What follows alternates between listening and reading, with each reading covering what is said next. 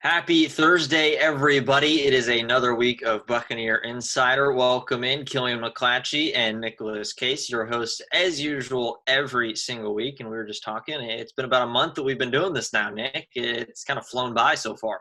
Yeah, and I like you pointing out that it's Thursday because I'm sure for some people watching this, that is the barometer of like what day of the week it is. It's clutch, man. It's clutch. Good thinking. I got to help out. Trust me, I've been in plenty of situations where I've lost track of the days of the week. So anything that I can do to help out. It is Thursday. We promise you that. It's not another day. But we do have a good show lined up for you this week. We got a pretty fun one, actually. We got a great conversation with the CSU head coach for the men's golf team, Jason Payne. Jason's just always a ton of fun to talk to. And, you know, you'd be surprised at how little golf he's actually played. He's a character. He's one of those where you really enjoy running into him in the hallway because you don't know what he's going to say, what's going to come out of his mouth, and he's fun to be around. And he gave me like 4 sleeves of CSU branded golf balls like a year ago, and I cherish those things. I'm never going to use them because I'm going to lose them, and I don't want to lose them. I'm a terrible golfer. I'm going to lose them within one round. Well, he did offer to take us golfing, so you might have to bust at least one of them out there. You know, take this ceremonial picture with it. That's true, yeah. You got to stay tuned for the interview to find out where he's treating us to golf. It's on record. That's true. It is on record. It is. So we've got that. And then also coming up later on, we have a former CSU cheerleader and recent CSU graduate, Alexis Baldwin. It was great getting to talk to her and kind of get the students' perspective really as going into this next phase of life and graduating in this time.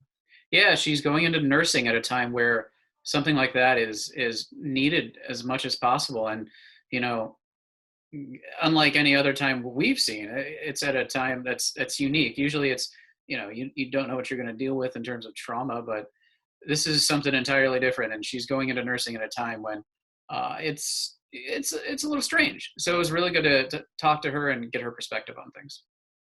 And get her perspective, and she's been very positive about it. Just that's something I took away from our conversation. Just very upbeat, very positive, and you know, it's that next step, and I think she's looking forward to it. But we can't forget, we got to thank our presenting sponsor, East Bay Deli. Don't forget they are open. You can go pick up takeout, you can order it, and you know, they've been a great help in getting this going for us. So got to thank East Bay Deli. But without further ado, we'll quit talking. We'll actually bring in our first guest. It's the head coach for the men's golf team, Jason Payne. Welcome, everybody. We've got our first interview here of a new week of Buccaneer Insider, and joining us is the head coach for the men's golf team, Jason Payne. And welcome in. We were mentioning before we went on, I think you're the only one here that doesn't need a haircut out of the three of us. You're right. You know, this things haven't changed for me in that standpoint, you know. So I've started a barbershop here on the front porch. So when you guys need to look just like me, come on over and I'll give you what I call a little off the top. I've tried that. It made for a really good pit bull costume for Halloween, but that's as far as it went. That's as far as it's going to go. Hey, I'm a pit bull fan. I'll send you a picture. You'll appreciate it. Oh, well, we'll get started. Well, we kind of been asking everybody, what have you been up to these last, 2 months or so?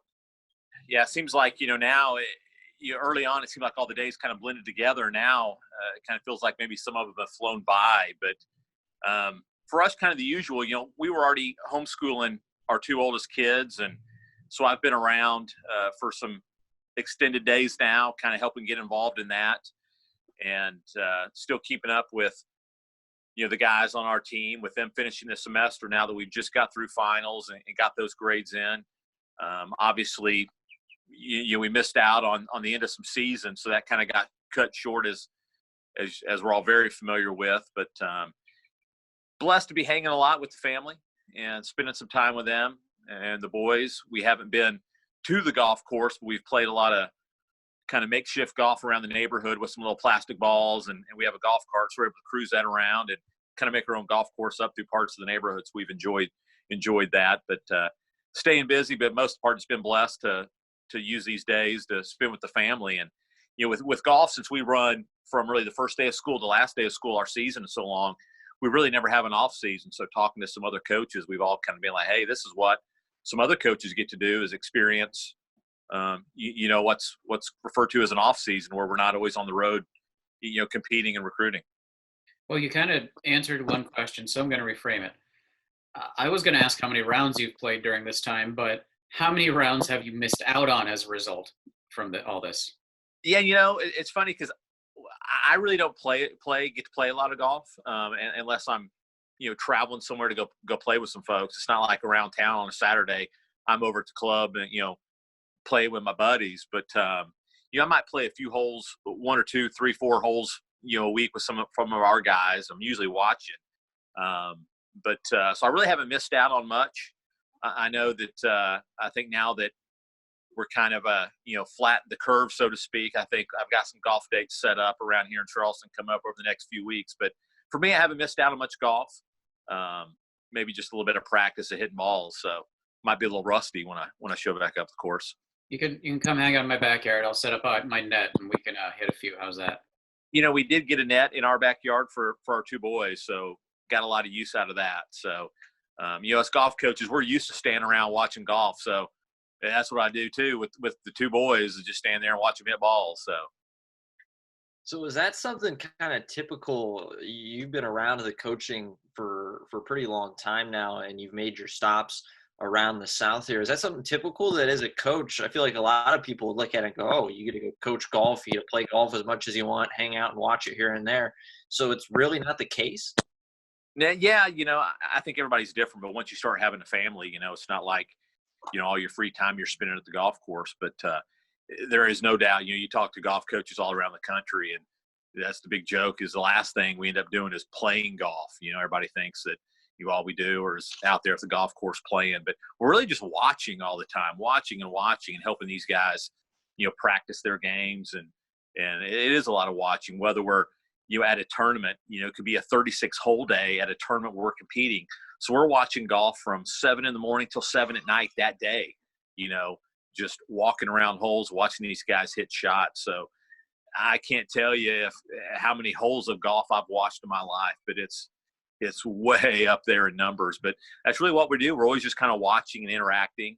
And, when we go out to practice every day, we're getting our guys, kind of sharpened on their games. Will be the short game, or creating little drills for them to do, and always kind of trying to think ahead. It's not just throwing some balls out on the tee and telling them to pull their clubs out. Hey, everybody go hit 5 irons. That doesn't happen. We're always kind of interacting with what they're doing every day. You haven't been able to interact with them during this lockdown as much to kind of see things. What is training and that sort of thing looked like? Man, Nick, that's a great question, because we've got guys, we had a senior on our team who is from Sweden, so he's gone back home to Sweden.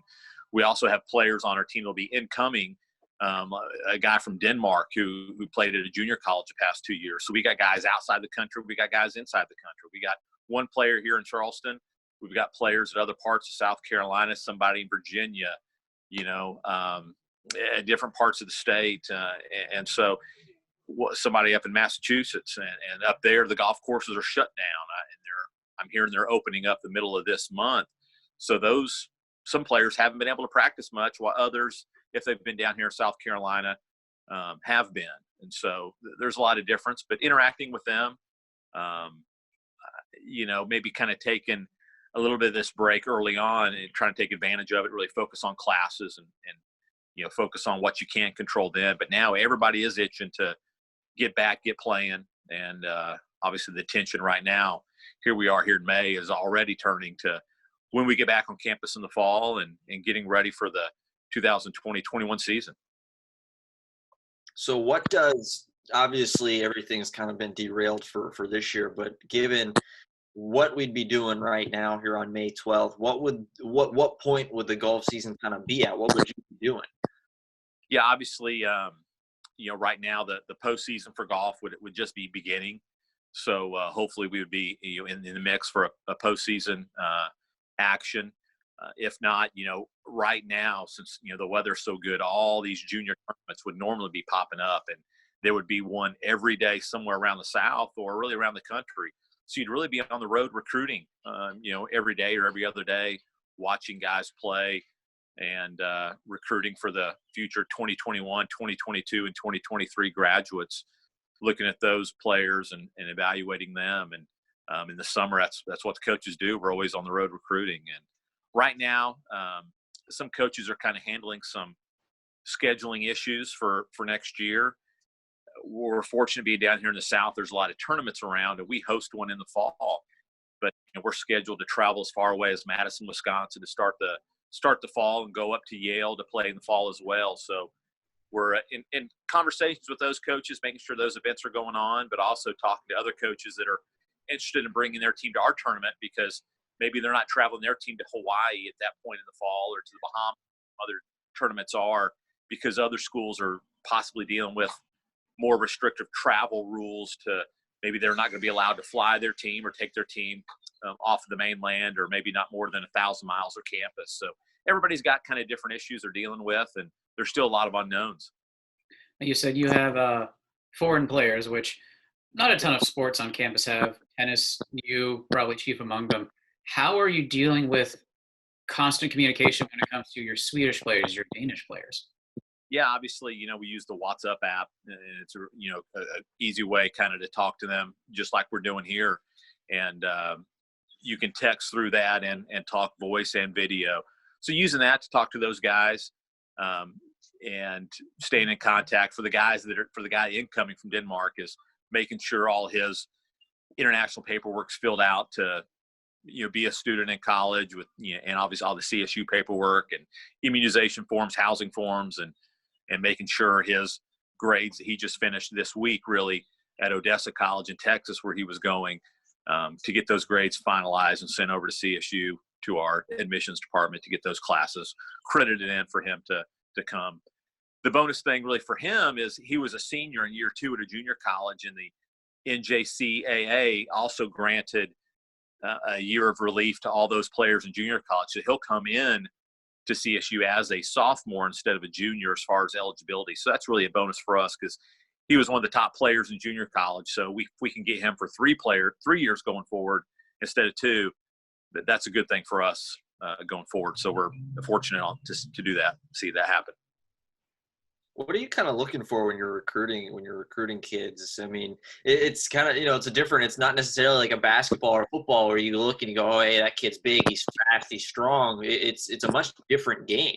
No doubt. Great question. The thing is, we're always looking for just guys who can shoot good scores. And because 71 beats 72 all day long. So we don't care if you're tall, short, fat, skinny, yellow, purple, whatever. We don't care. We just want a guy who's going to play well and beat everybody. So we don't play positions like you're saying. So you always have the ball. So we're not looking for an offensive lineman or a one guard or a shooting guard. So we're always basically just looking at guys that shoot good scores. And really by the time you go to show up to watch them at a tournament, you've already evaluated them, because you wouldn't spend your time and money to go watch them at a tournament unless they didn't have great scores or they were ranked so high in their graduating class or so high in their state or country. And so by the time you go evaluate them, you're looking to make sure they have a good demeanor, a good attitude, they present themselves well, they treat their parents well and their fellow playing partners well, because I can tell you, if they don't treat mom and dad well, I promise you they're probably not going to treat me real well. So that's something that I always kind of look at too. Going away from student athletes for a second, personally, I know you don't play a ton. Your favorite course in the area? And obviously, it's the ocean course down at Kiowa. We get to take the team down there quite a bit and play that. All the courses down at Kiowa are great. Turtle Point's great, and go down to Oak Point a lot at Kiowa as well. But it's always fun to get out there to the ocean course. And the head pro Stephen Younger out there is a great guy, and always makes the course available to our guys. So we get to go out there and play quite a bit and qualify. And obviously, being such a tough course, it's a great way to test our guys, because you go out there and if it's a little bit windy on campus, by the time you get out the ocean course, it's like 30, 40 mile an hour, 50 mile an hour winds, and it's just a different world. It makes it so tough out there. I still remember about 2 years ago, I think, before Florence shut everything down, you guys had a tournament going on at the ocean course.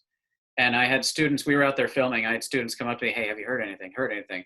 and one of the students from, I don't think it was Campbell, maybe in like Georgia Southern or something, goes, I'm going to be really mad if I'm only allowed to play one round at the ocean course because of this hurricane. I'm like, you get to play one round at the ocean course. You're not paying for it. Come on, man. Yeah, no doubt. I mean, when you talk about when people go to Kiel with State of Play, you know, that's a $500 round of golf or even more than $500. So to be able to go out there and play, you know, such a treat. And there's really not a lot of venues in college golf where you go have a tournament that are a major championship venue. And obviously with the 2021 PGA coming a year from right now, the PGA will be played, I think, this week, a year from right now out there. So what a cool thing to be able to play a major championship venue for our programs. I'm still looking forward to that round out there that you're treating me towards. So. We'll have to make it happen. I was going to say, I mean, I know personally, I think I have some eligibility left. I don't know about Nick. I mean, if you need somebody that shoots like, high 90s, maybe gets into the hundreds. Well, you know, there's a waiver for everything. So even if your eligibility is out, we can try to, you know, get compliance to file a waiver on that. And then we'll just have to worry about scores after that. So, yeah, we'll pull up the academic side, maybe not the score side. I was going to say, I mean, hypothetically, I know somebody that, you know, that really their scores would change if they could figure out how to not three putt. I don't know if you have any advice for that person. It's a friend. It's a friend. Yeah, friend. I always said whenever I write my golf instruction book, the title of it's going to be called "How to Line Up Your Third Putt." You know, because that's something just everybody struggles with. So it's just so funny when we talk about watching golf, right? I mean, when we're at a tournament, you have 5 guys playing, and you might see one of your guys hit a shot, you know, a decent shot 15 feet from the hole, and you're a couple hundred yards from that green, and you say, okay, well, that guy, he's got a putt at birdie. And you might talk to him a hole later and say, how you doing? He said, well, I'm 1 over par now. Oh, really? What happened? He's, I 3-putted over there. So it's just crazy, you know, whenever those 3 putts come up and bite you, that they always happen at the least time you expected. But, man, it even gets the best college golfers from time to time. I never make it to 3-putt because after the second, I just pick up the ball and say, that's a 7. Let's go. Put that automatic 2-putt rule in anytime you play. Yeah. I was just saying, I'm sure it makes things a lot easier. I mean, getting away from golf a little bit, I mean, I know that that's kind of what a lot of your life is revolved around, but I mean, what do you do outside of golf? Man, you know, it's never up to me. It's always up to the 3 kids we got, whatever they're wanting to do, you know, and with our 2 oldest children are boys, they're really into golf and fishing. So lately it's been a little bit of fishing.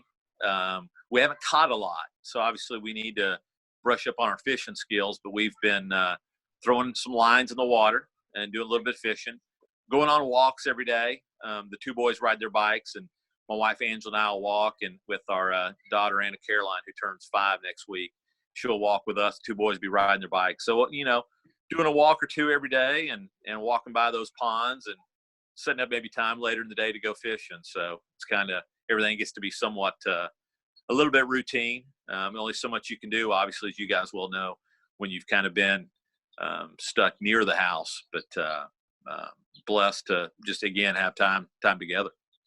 Yeah. Are they used to having you around yet? I'd assume after a couple months, they're like, all right, Dad's here. You can go away now. Yeah.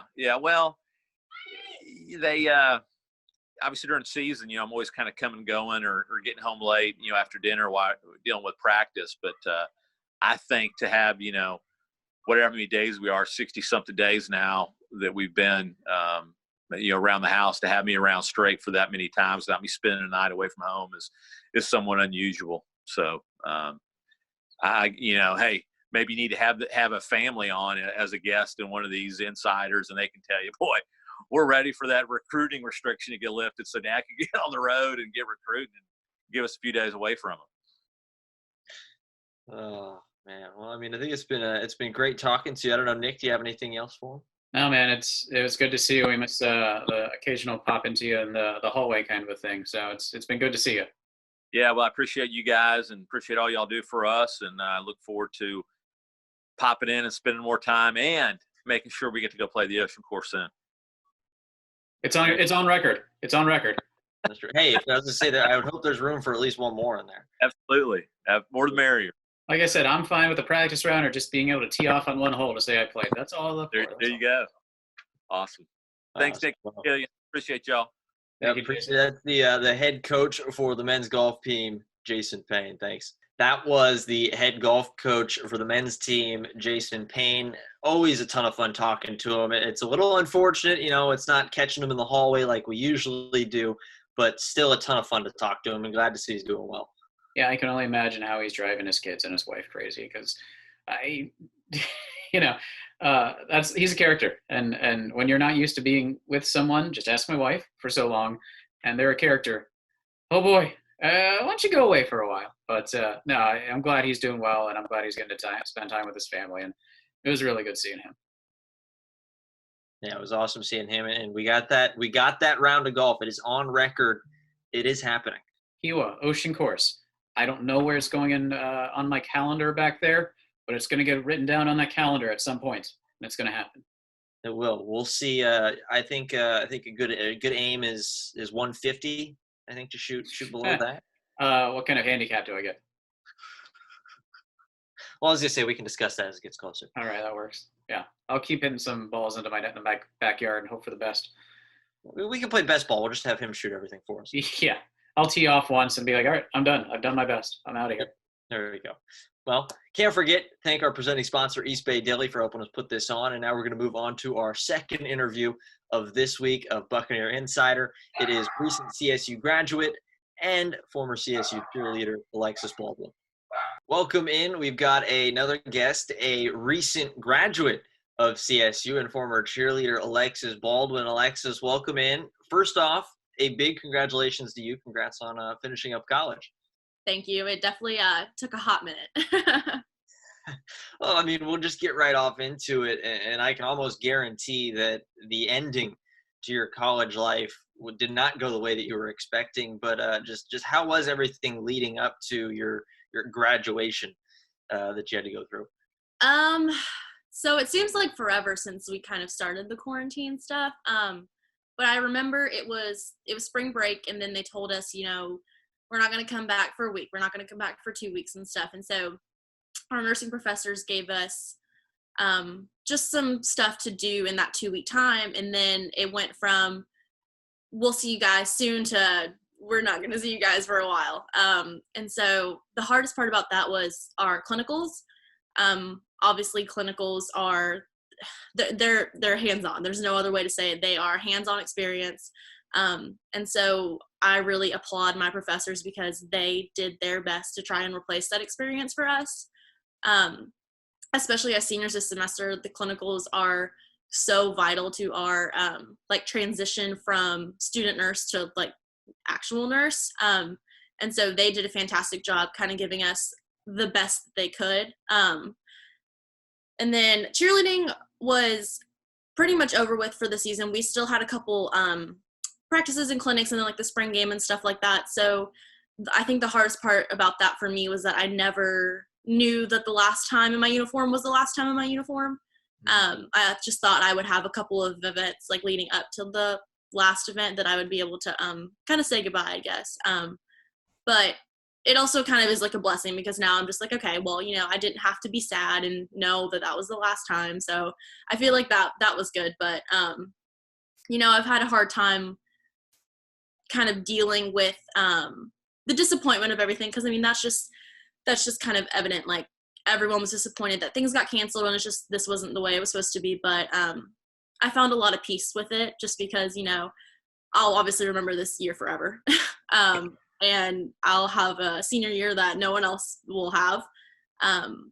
And I know that if I can get through this with nursing and doing everything online, then, starting my career will be a breeze. The virtual graduation was held this past Saturday. It was a unique experience. And like you said, hopefully nobody else has to deal with it. What were your thoughts on the whole production? I'm sure you guys heard some comments about it. So that obviously was not what I envisioned at all. I was still excited because, hearing your name and hearing your degree called, that just puts it set in stone, you graduated, you're done. And so my biggest thing about the virtual graduation when our names weren't called is it just didn't feel real. I guess I still kind of feel like I'm going to go back in the fall. I know I'm not. I definitely am not. I can't do another year, but it still just kind of feels like, I don't know, like I don't feel like I had like any closure. And so I know when my degree comes in the mail or whenever I come and like get my degree, like it'll feel real. But for right now, I still kind of feel like I'm college. So no minor in liberal arts that you're going to come back for or anything? You're done? Katie wants me and Sydney so desperately to come back for our masters so we can cheer again. And I'm just like, Katie, you don't understand. Like, I'm just getting older and older as the years rolled on. Like, and so I probably will. Yeah, I'll come back for my master's eventually, but for now, I need a mental break. When it's your turn to be the cheer coach, right?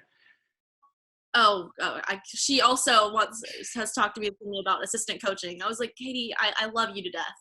There's just no time. So if they did something in December where they rolled in like the winter semester graduates with the summer semester graduates, so you could hear your name called, would that something you'd attend? I've been thinking about that for a while now. It's so back and forth. There's so many pros and cons. And obviously I think the biggest reason for me for walking would to, of course, hear my name be called, but also for my family. I'm the first college graduate like in my like direct family. So I know that's something that my grandparents all want to see. I know that's something my parents want.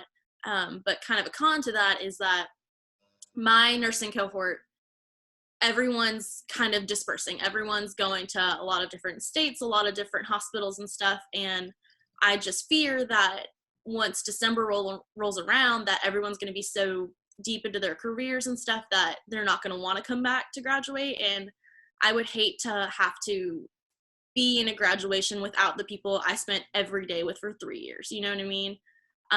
Like it would still be special to me and my family, but I would hate to like just do it halfway without the people that I know deserve to walk it just as much as I do. Yeah, and so kind of looking back. Sorry. Whenever I, just hypothetically thinking about that question, put myself in that shoes, it's hard because you graduate and you're hoping to start your career. And like you said, it may not be here. So really it does kind of come down to, if I'm going to be here, then maybe sure. But my degree is in broadcast. It's different. You guys we're not going through it like you guys are together. It makes sense that that's another team that you're dealing with basically outside of cheerleading. It really is. I mean, I spend the hours before nursing with all my cheerleading, like my cheer team. And then when I'm in nursing, I'm with the whole nother team. Like I'm constantly being part of some form of team. And so just to, that would be like me going to a game, like just by myself to cheer. Like it just like isn't the same. And I would hope that everyone would choose to come back, but I know at that point it's about convenience. So.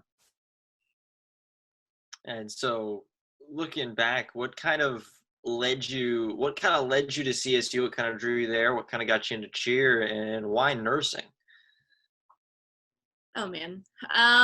So CSU in general, I actually, my freshman year, for the first semester, I actually went to College of Charleston. And then I was very unhappy there. I wasn't in nursing. I was in biology for who knows why. And because I thought that was the route that I wanted to go. And I transferred to CSU the second half of my freshman year, so it didn't take me long at all. And I just loved it. I can't really explain like the feeling. I felt more at home there than I did at College of Charleston. And so after that, I guess next came cheerleading. And so I've cheered my entire life. I've cheered since I was like 8 years old. And I've done, high school competitive and stuff. And after high school, I thought I was definitely retired. But when I came to CSU, as being a commuter, I was just looking for ways to really get involved. And I was like, well, I love cheerleading. I've always loved cheerleading. And if I had the opportunity, then obviously like I would take it. So I tried out and made it the first year. And that has made the difference in my whole college career. If I hadn't chosen to do cheerleading, I mean, I feel like I just wouldn't have loved the school as much as I do because we're so heavily involved in everything. And I met people that I would have never met because of it. Some of my best friends, like they're in different majors than me. So I would have never come in contact with them because we don't take the same classes. And so if it wasn't for cheerleading, like I wouldn't have like these best friends that I have. And then nursing, I've actually had to answer this question a couple times, like for interviews and stuff. They always ask you like, why nursing? So that's why I was like, oh gosh. But nursing, you know, a lot of people will say, you know, my mom's a nurse, my aunt's a nurse, like all these people I know like are nurses and stuff, but I don't have any healthcare workers like in my immediate family. So I'm really the first one. And I kind of, sounds bad, but I kind of chose nursing out of like a strategic move because I knew it would challenge me. I knew it was one of the hardest majors. I knew it would, you know, get me into a great career after college, after graduation. I knew that I would be almost guaranteed a job because they always need nurses. And I just knew it was something that I would like to do. And so my passion for nursing didn't develop until I was actually in the program. It kind of went from being a logical decision to being, wow, this is exactly where I was meant to be. So I don't know. It's just weird how everything like kind of works out, you know? You're local, right? Goose Creek, if I remember right. Yeah, I went to Fort Dorchester. This was a couple years before you went to high school. I didn't know much about CSU. Just down the road at Fort Dorchester, what did you know about CSU being even closer in Goose Creek? So I went to Stratford. Yeah, same thing. And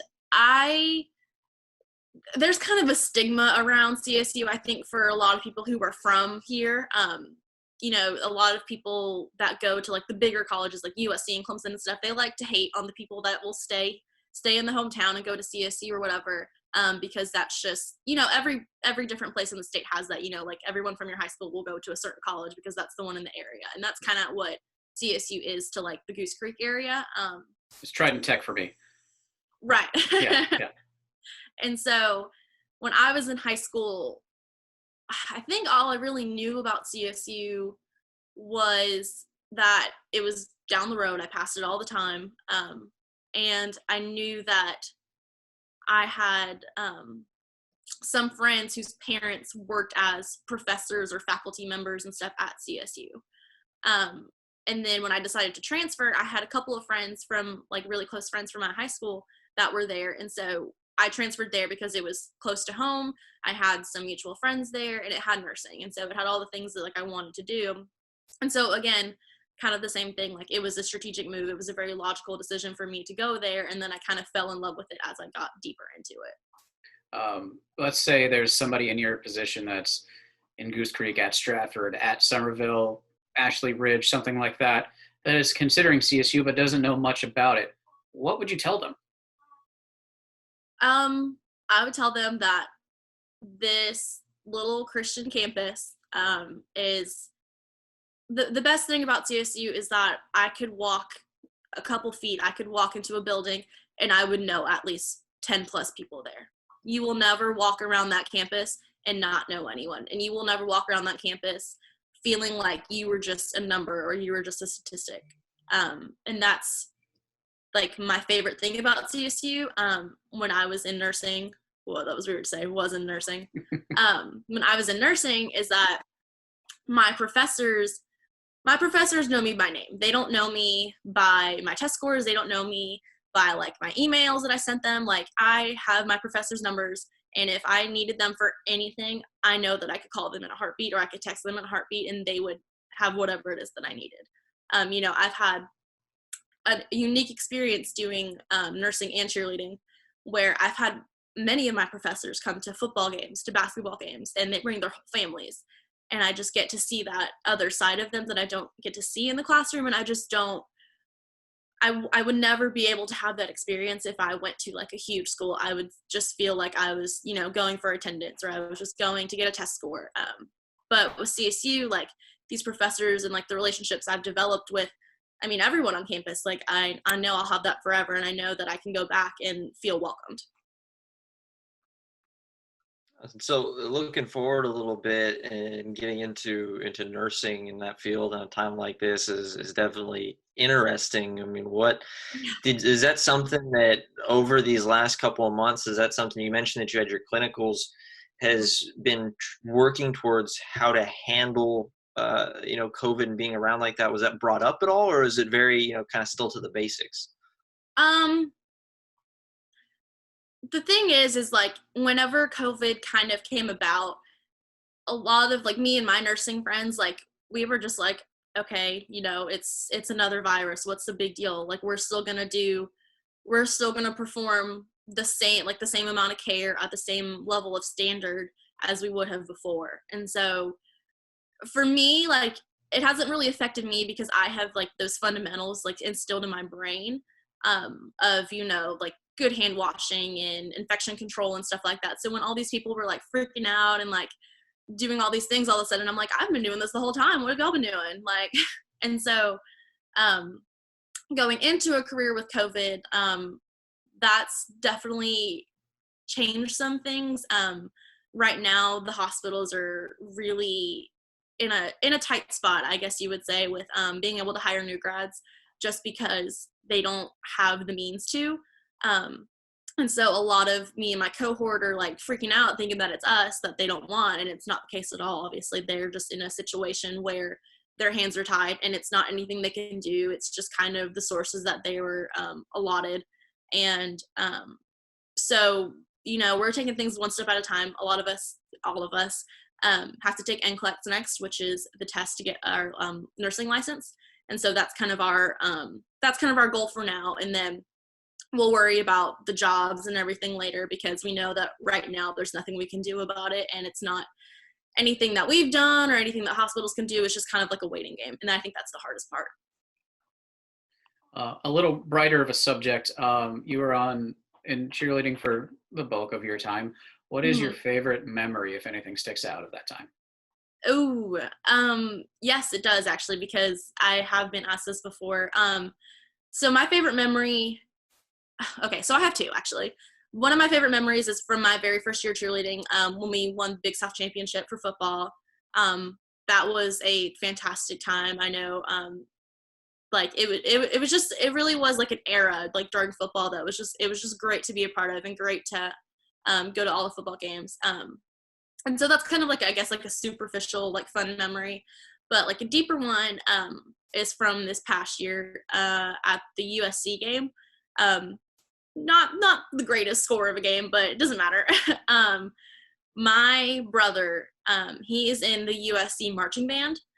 And so whenever we went up there, we got to take a picture, which was really cool. But one of my favorite memories that sticks out, and my mom loves this story, is that whenever we ran, or I was leading with the flags, and I was running out onto the field, and as I was running, I passed my brother as he was like coming off the field for marching band. And so it was just like a surreal experience for both of us to like be on the field at the same time with like all these people watching. Like it was just a really cool experience that I really will never forget. I was on the field for that. How did you find him? Because there were a lot of people out there. That's what my mom said. And I was like, I don't know. I was just running and I looked up and he looked at me and he said, "Hey, Lex." And I said, "What?" And I just looked and I knew it was him. I mean, they all looked the same, but I just looked at him because they were walking off and they weren't playing. And so he was paying attention. And I looked up and I was like, "Hey." It was so crazy. And what's it kind of like for you? I mean, you being a part of the cheer team, you're really an extension of just all the athletic teams. It's not necessarily like you guys are just the cheer team, but you guys are there for football games. You're there for basketball. What's it like to just to be kind of that all encompassing, just group at everything? Right. And that's really what it is we are everywhere. And that's kind of why I loved it, is because we were at all of these events and I've met people because they see my face everywhere. And so I don't know, it just always, like when you're in high school and you do cheerleading, like a lot of it is for the competitive nature, and CSU is obviously getting towards that. But for now, most of what we do is what I would consider, like, we are basically the faces of CSU. A lot of the stuff we do is used for marketing, and a lot of like we'll go to a lot of like appearances and stuff, and we physically represent CSU. Like we wear the name on the chest, and a lot of like like the other players and stuff, like on basketball and football, they obviously represent while they play the game. And for us, for me, it feels different because I feel like I am always representing CSU as a cheerleader. No matter where I like walk around, no matter like if I'm on campus or not, I always feel like I am the face of that university. And so it just holds me to a higher standard, which is really cool. But as far as being like a part of all the teams, I guess that's a really like cool way to look at it. I never thought of it as like we were all like kind of extensions of the team.